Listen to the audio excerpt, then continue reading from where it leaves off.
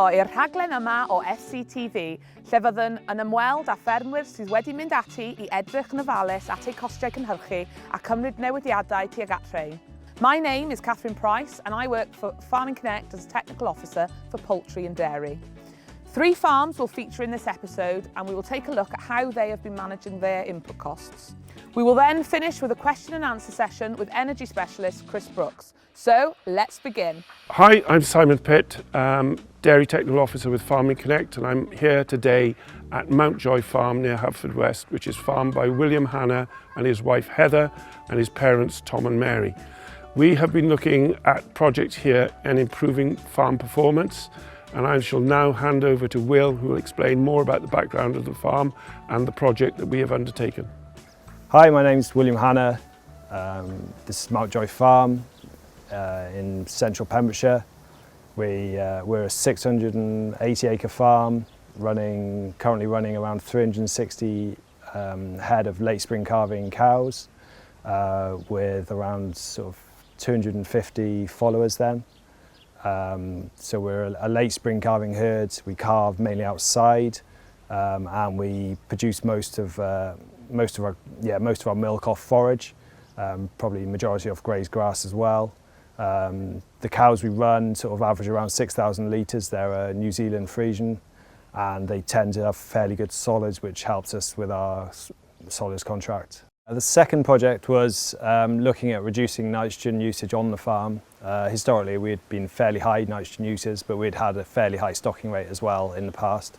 And we saw it as an opportunity, because our stocking rates had come down a bit, to do a project basically looking at reducing the amount of nitrogen we were using and seeing what the effects, what direct effects that had on growth and pasture performance. And then also secondary, sort of looking at how that also intertwined with more clover coming back into the swards.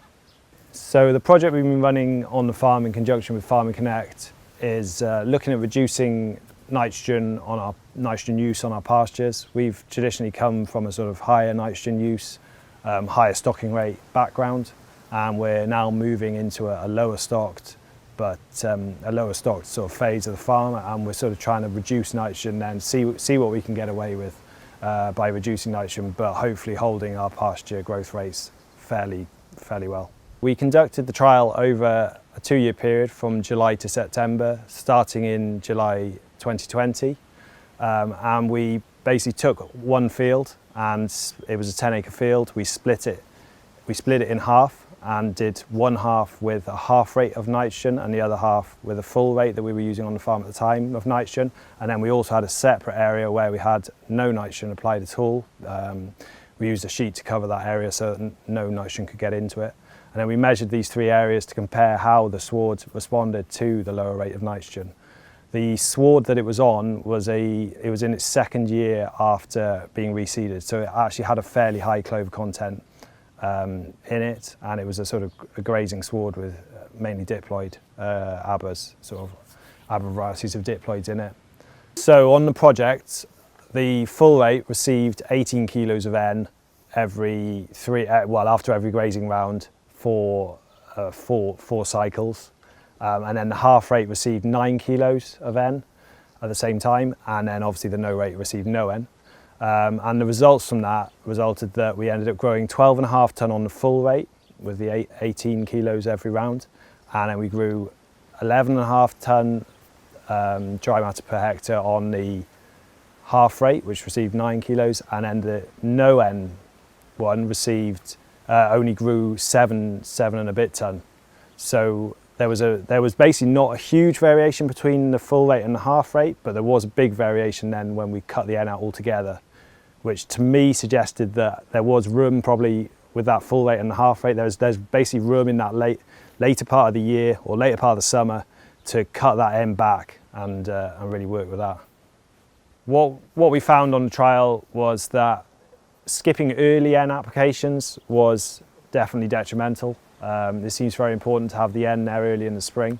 And actually what we found since the trial and during the trial as well is when we get weather stress periods, you're much more vulnerable to a lack of N. So we do sort of have to be aware of that. I was sort of planning, with the fertiliser prices rising so much this year, I was planning to go in almost with a half rate well, I was going to spread full rate and then spread the half rate over the rest of the season, sort of mimicking what we did in the trial. But actually, I've kept on the full rate for a bit longer because this year doesn't seem to be as forgiving, especially with the dry weather at the moment. We do need, I think, need to be quite careful not to skimp too much. Fields are showing the lack of N quicker this year than they were in the previous 2 years. But what we have found on the trial was that where we did spread less N, the clover percentage in the sward increased. In a response to that, pretty much, you know, the one with no N increased by 23% and the one with half rate N increased significantly as well. And we can see that, I can see by reducing N on the farm now that there's a lot more clover on the farm than there was a few years ago. So one of the most important things that we looked into before really going down this reducing N route was to just make sure that we had the soil indices correct and the pH correct. We spent a lot of lime over the last 10 years trying to make sure lime's above 6 on the whole platform or a bit over that even. And I think we've seen huge benefits from that from a soil health point of view, and I'd like to think that's helping us get away with reducing N. So as I said, historically we were spreading 300 kilos and we're now probably going to spread around 150 kilos this year. We've changed our slurry system on farm, which means that we can now spread slurry after every cut of silage. We have plenty of slurry available and plenty of storage, which has really freed us up to play around with reducing some of the N that we've put on silage ground and stuff like that. And so far we've had a very good early season this year. I'd say it's going a bit dry now, especially for a later calving herd. It's not ideal at the moment, but to be fair, milk's holding okay. We're probably feeding a bit harder than we'd like to, but that's just the season it is. So at the same time as reducing the N, I've also been conscious to try and get as much clover into the platform as possible and into the fields. So we've done that in a couple of ways. Areas we reseeded a load of land and then we had a seedling dock problem, so we sprayed out the seedling docks and ended up taking out a lot of clover. So we've overseeded that clover back in this spring around May time. I've done that by broadcasting it on just before the cows go in when it's looking like it's going to rain, and letting the cows graze and trample it in. And that's worked well. I can see the small clover plants coming. We've also historically, over the last couple of years, we've fed a fair bit of clover through the parlour, which is slightly controversial, and some people think it just gets stuck in the cow's gut, but I can see it. There's a lot more clover on farm. So you've got on one side you've got the reduction in N, which is encouraging clover, but then we are putting clover seed in as well, and there's distinctly a lot more clover on farm now than there was back 10 years ago anyway. If we look at the figures from the trial data and with this year's N prices, which are obviously astronomical, what we see is that we saved around 80 kilos of N by reducing from the 18 to the 9 kilos per application, and so that, in money terms, that saving of 80 kilos is about 200 pounds per hectare, or over 100 hectare block. That would obviously be 20,000 pounds. So there is a lot of money there, but it obviously is important to also look at the other side. Whereas if you've got to buy that forage in, that could cost you a lot of money. So you've got to balance it. But in our situation where we were lighter stock this year, it suited us to definitely reduce some of the N. And on our whole farm picture then, we've come from 300 kilos per hectare and we're now down at 150 kilos per hectare. So that's per hectare we're saving around 150 kilos of N across the farm, which again is even more of a saving than what we saw on the trial plot, because we started at so much more of a higher level. Thank you, Will and Simon. I think a lot of people will be interested in that project. Over we go now to Panta Dairy Farm, where Delana is going to talk us through the project work that she's been doing on peas and beans there. Yma ar fferm Panta Dairy yn Sir Benfro, mae Wyn a Eric Jones yn pesgu hyd at 400 o wartheg beef y flwyddyn. Y fwydlen yw barlis wedi grimpio, sylwair porfa a protein blend wedi brynu fewn. Aethant ati y llynedd i dyfu cnwd protein I hunain. A thrwy wneud hyn, maen nhw wedi arbed 5,500 mewn costau bwydo dros y gaeaf. Dyfynu'r ddau crop, achos bod I ddechrau gyda mae'r ddau crop dy chi, so mae'n cynnyrchu fwy o cynnyrchiant. So chi'n cael good yield mas o ge. Mae'r peas yn amser maen nhw'n tyfu, maen nhw'n arbed yr hwyn I dyfu o'r llawr, so mae'r hwyn yn cael ei dala nôl gyda'r peas. A hefyd mae'r peas yn amser maen nhw'n tyfu, maen nhw'n acto fel scaffold ar y ffa, So maen nhw'n tyfu lan y ffa, a wel, mae'n helpu bod nhw ddim yn cwmpo droste. Amser chi'n dod i harfesto, mae'n rwyddach i wneud e. Mae wedi cael 10 tynnell o ddom yr erw. Neu siw bod y calch yn iawn, mae wedi rhoi calch arno fe. A wedyn hoi e mewn. Mae'n un eitha rhwydd i dyfu. Mae eisiau chocolate spot spray arno fe felly nes ymlaen. Hoi yn nhw, achos bod yn ddoi grop, roed yr ffa mewn gynta, am dwfnder o 70 mil, a wedyn rhoi peas ar ei benne ar byti 50 mil. So mae hwnna wedyn, so chi'n codi'r ffa lan fel chi'n rhoi'r peas. Mae hwnna eitha bwysig. Mae rhaid nhw bod 35% moisture. Mae rhaid nhw bod digon llaeth yn mynd trwy'r crimper, ond digon sych yn mynd trwy'r combine. Hefyd, amser chi'n crimpo nhw, mae'r ffa yn cael ei gosgi, a wedyn mae'r peas wedyn yn llanw'r pwcedi ar sydd yn y crimp i cael llanw'n lan i nhw cael un silo yn well de. So ni'n cael contractors mewn i crimpo fe. Ni'n rhoi additif ar ei benne, crimp store. Mixo fe hanner o dŵr, hanner dŵr a hanner crimp store. Mae'n mynd mewn i'r clamp wedyn, ni'n rowlo fe gyda'r telenler. A wedyn rhoi y sheet ar ei benne, a mae'n barod i ffido mas yn y geia wedyn. Sym dwst ag so mae'n gwrdd i'r anifeiliaid a pobl fyd, so a ni'n just rhoi mewn i'r TMR wedyn, a mae'n rhwydd. So, y system sy'n anu wedyn yw, mae silwair yn ni, mae crimpt barlish yn ni, a mae'r peas a ffa yn ni. Mae mixer wagon yn ni wedyn, ni'n rhoi popeth mewn i'r mixer wagon, cymysgu lan, pwyso popeth, a rhoi mewn i'r mixer wagon a ffido fe mas. Ni'n rhoi byti kilo hanner i'r da ifanc, a byti kilo i'r rei sy'n pesgu. So mae eitha rhwydd, mae'r ddoi clamp pwys i gili. Chi jyst mynd mewn ar telenler, rhoi mewn ar TMR, a mae'n cymysgu mewn, a mae'r bwyd yn barod â chi, rili yn barod. Gyda'r gwellt bys a ffad, ni'n defnyddio fe yn lle'r gwellt.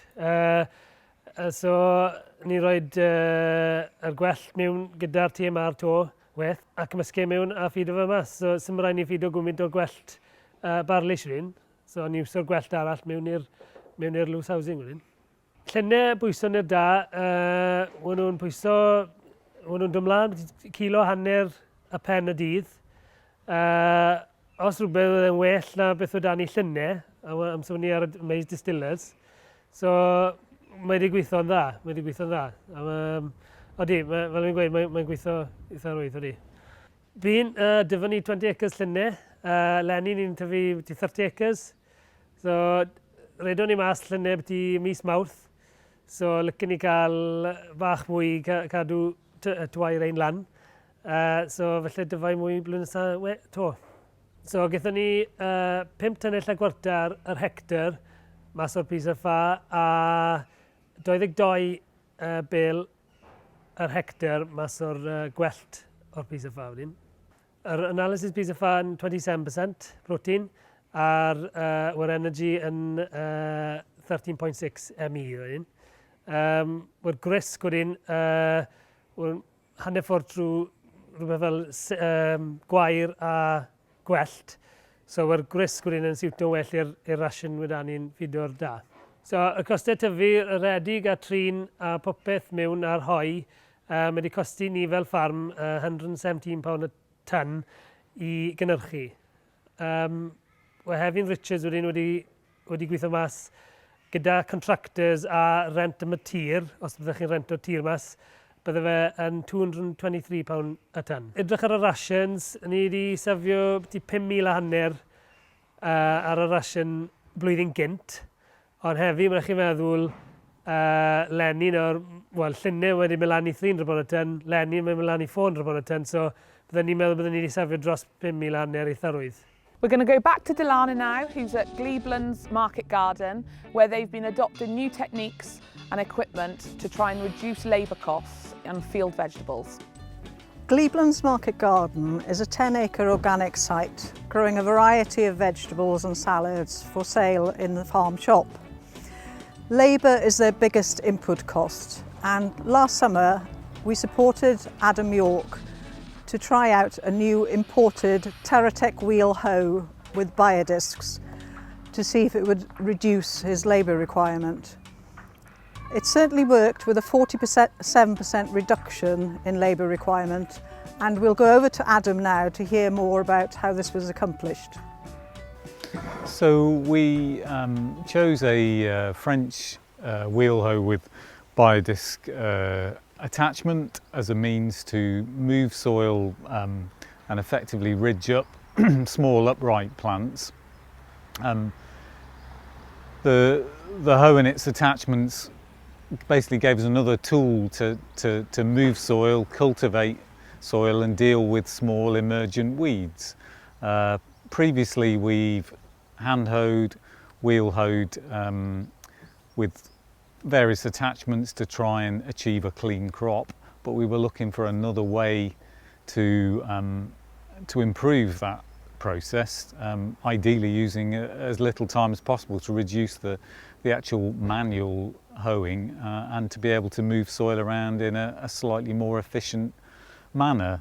While we use handheld stirrup hoes and we use existing glazer wheel hoe arrangements, the French biodisc is borrowing from larger scale horticulture to use discs to squeeze soil inwards towards the crop, and it's basically suited at a small to medium scale, so we didn't necessarily have to put a tractor in the field. We could pick up an implement at short notice to a relatively small area.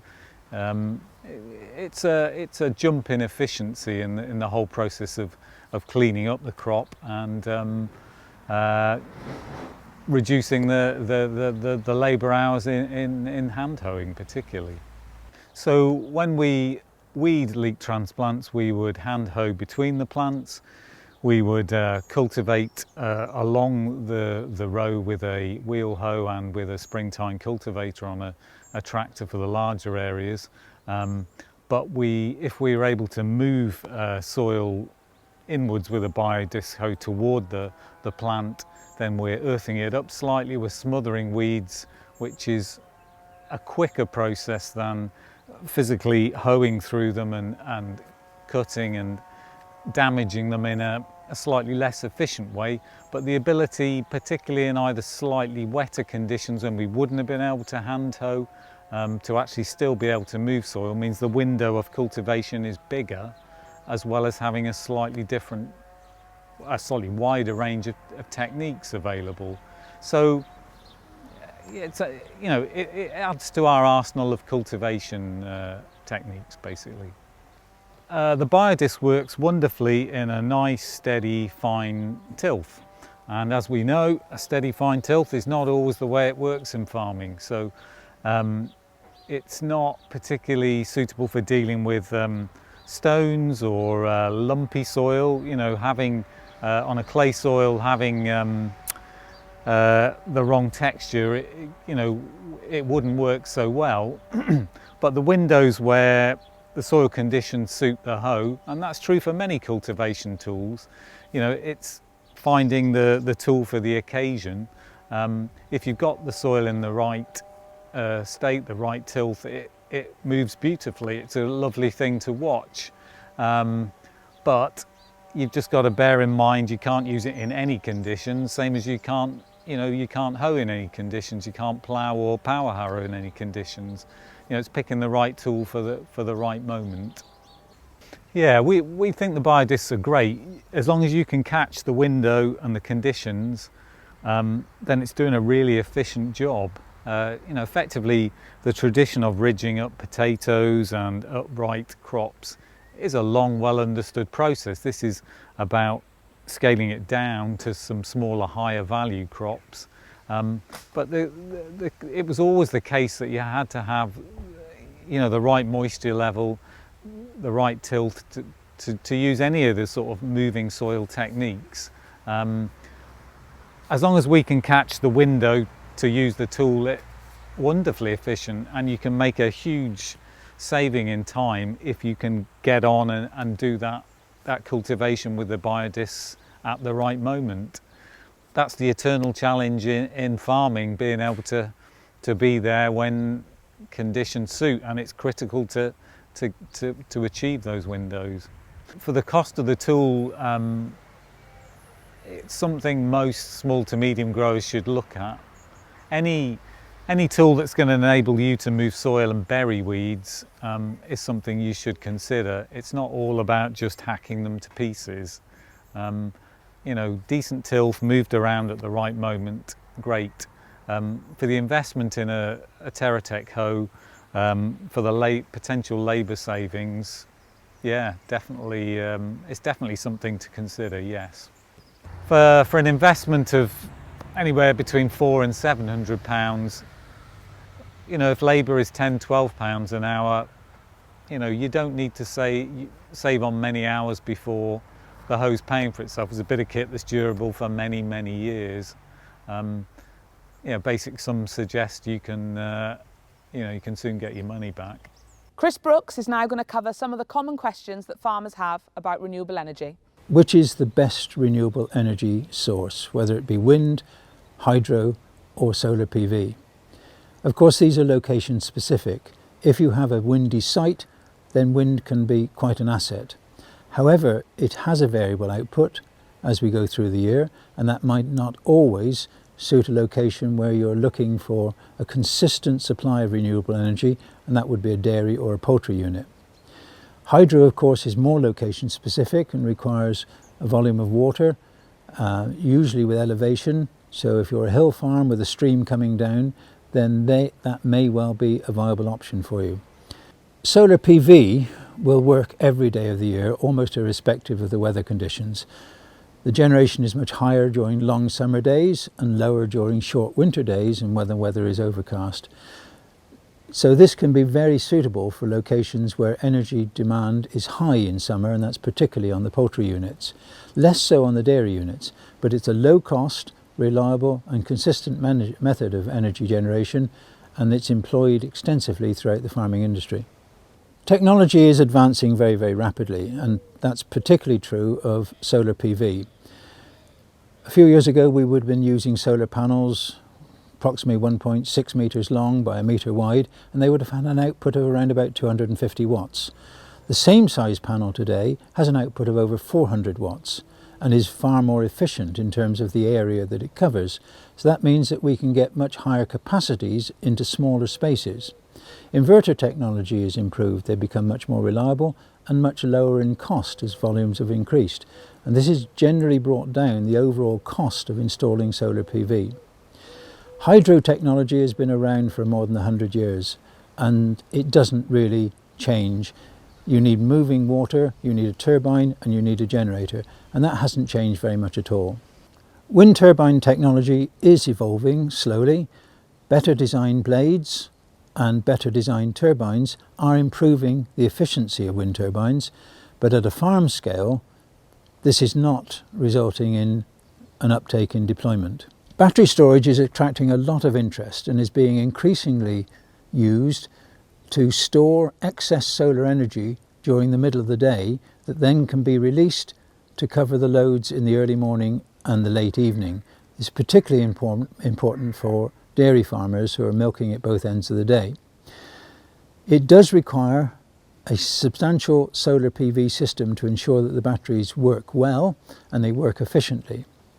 During winter months, when the solar gain is much lower, the batteries are unlikely to be charged sufficiently during the day unless off-peak energy at night, typically between midnight and 7, is used to top the batteries up to run the shed during the following day. So all battery storage systems co-located with renewable energy like solar PV must be carefully designed to ensure that they're going to work correctly and provide the benefit that is intended. The vast majority of renewable installations today are being done to offset purchased electricity costs and reduce input costs onto the venture itself. However, large-scale renewable energy installations are still possible as a diversification or an alternative income. However, these need to be significant in their size in order to attract what we call an off-taker, which is somebody who wants to buy your electricity into the wholesale market. Typically these schemes need to be within at least 150 kilowatts in size, up to a megawatt or more, before they become attractive investments. Both air and ground source heat pumps are attracting a lot of attention. They typically have what we call a coefficient of performance of around about 3 to 1. That means that you need to put in 1 unit of electricity to get 3 units of heat back out of them. That was very effective when electricity prices were at 16 or 17p. But with the significant increase in electricity costs, the viability of these systems is coming more and more into question. So calculations should be checked very carefully to see if the systems are going to be viable. When considering a renewable energy installation, it's important to consider your supply capacity, whether you have a single phase, split phase or 3-phase supply, as these can severely constrain how much you can install. A dyna ni, wedi dod I ddiwedd y rhaglen. We've now come to the end of the programme, but if you would like any more information on any of the projects featured, please go to the website or contact one of your development officers.